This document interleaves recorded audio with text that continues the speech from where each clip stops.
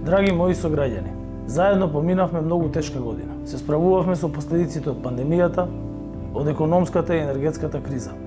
Во исто време моравме да носиме тешки одлуки за нашата европска иднина.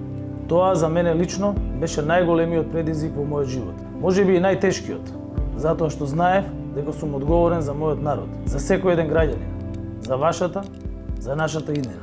Оваа зима се погриживме сите македонски домови да се топли, исто како и овој. А тука сме да се погрижиме да има и доволно храна на сечија празнична трпеза.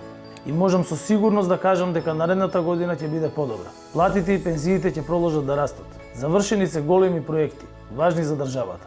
А продолжуваме и понатаму со нови инвестиции кои ќе значат подобар живот за сите. Затоа што никого не оставаме сам.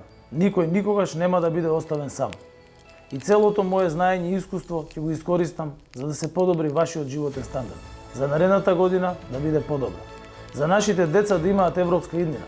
Во тој дух, јас и моето семејство сакаме на сите да ви ги честитаме новогодишните и божичните празници. Да ви посакаме радост, добро здравје и спокој. Да се радуваме сите на малите, секојдневни моменти и да ги споделуваме со најблиските.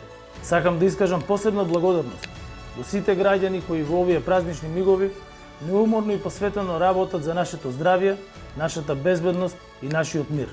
Среќна нова година и среќен Божиќ. Да сте живи и здрави.